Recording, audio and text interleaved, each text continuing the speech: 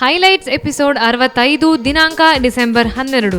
Big boss ಮನೆಯಲ್ಲಿ ಬೆಳಿಗ್ಗೆನೆ ಭುವನ್, ಪ್ರಥಮ್ ಮತ್ತೆ ಸಂಜನಾ ಮಧ್ಯೆ ಮಾತುಕತೆ ನಡೀತಿದೆ. ಸಂಜನಾ ಪ್ರಥಮ್ಗೆ ಐ ಲವ್ ಯು ಹೇಳಿಲ್ಲ ಅಂತ ಭುವನ್ ಮುಂದೆ ವಾದ ಮಾಡ್ತಿದ್ದಾರೆ. ಮಧ್ಯಾಹ್ನ ಬಿಗ್ ಬಾಸ್ ಮನೆಗೆ ಇನ್ಸ್ಟ್ರಕ್ಷನ್ ಫೈಲ್ ಬಂತು. ಅದನ್ನ ಕೀರ್ತಿ ಮನೆಯ ಸದಸ್ಯರ ಮುಂದೆ ಓದಿ ಹೇಳಿದ್ರು. ಅದರ ಪ್ರಕಾರ ಕ್ಯಾಪ್ಟನ್ ಆಯ್ಕೆಯ ಪ್ರಕ್ರಿಯೆಗಾಗಿ ಮನೆ ಸದಸ್ಯರ ಬುದ್ಧಿವಂತಿಕೆ ಪರೀಕ್ಷಿಸುವಂತಹ ಚಟುವಟಿಕೆಯನ್ನ ಕೊಟ್ಟಿದ್ದಾರೆ. ಕೊಡುವ ಸಾಮಾನ್ಯ ಜ್ಞಾನದ ಪ್ರಶ್ನೆಗಳನ್ನು ಉತ್ತರಿಸಬೇಕು. ಅತಿ ಹೆಚ್ಚು ಪ್ರಶ್ನೆಗೆ ಉತ್ತರಿಸಿದವರು ಮನೆಯ ಕ್ಯಾಪ್ಟನ್ ಆಗ್ತಾರೆ. ಎಲ್ಲರೂ ಟೆಸ್ಟ್ ಬರೆಯೋಕೆ ಶುರು ಮಾಡಿದ್ರು. ಕೊಟ್ಟ ಪರೀಕ್ಷೆಯಲ್ಲಿ ಅತಿ ಹೆಚ್ಚು ಅಂಕವನ್ನು ಪಡೆದ ಪ್ರಥಮ್ ಈ ವಾರದ ಕ್ಯಾಪ್ಟನ್ ಆದ್ರು. ಪ್ರಥಮ್ ಕ್ಯಾಪ್ಟನ್ ಆಗಿದ್ಗೆ ಮೋಹನ್ಗೆ ಅಸಮಾಧಾನ. ಪ್ರತಿ ಬಾರಿ ನಮ್ ಸಂಯಮನೆ ಪರೀಕ್ಷೆ ಆಗ್ತಿದೆ. ಪ್ರಥಮ್ಗೆ ಯಾವ ರಿಸ್ಟ್ರಿಕ್ಷನ್ಸ್ ಕೂಡ ಇಲ್ಲ, ಬಿಂದಾಸ್ ಆಗಿ ಇರ್ಬೋದು, ಯಾರನ್ನ ಏನ್ ಬೇಕಾದ್ರೂ ಅನ್ಬೋದು, ಎಲ್ಲಾ ರಿಸ್ಟ್ರಿಕ್ಷನ್ಸ್ ಬರೀ ನಮ್ಗೆ ಏನಕ್ಕೆ, I will declare my self as a loser ಅಂತ ಬೇಜಾರಲ್ಲಿ ಕೀರ್ತಿ ಭುವನ್ ಹತ್ರ ಮಾತಾಡ್ತಿದ್ದಾರೆ.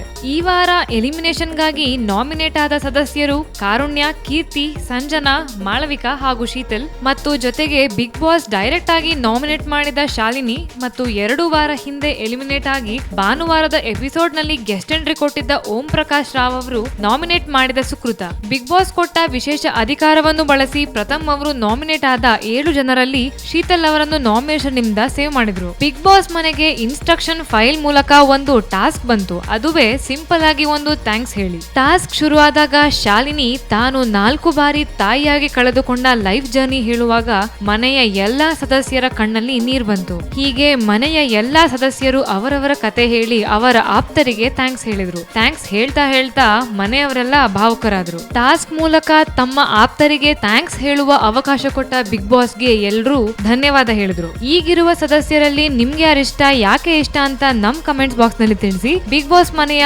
ಅಪ್ಡೇಟ್ಸ್ ಗಳನ್ನ ನಾವು ನಿಮಗೆ ಅವಾಗ ತರ್ತಾ ಇರ್ತೀವಿ.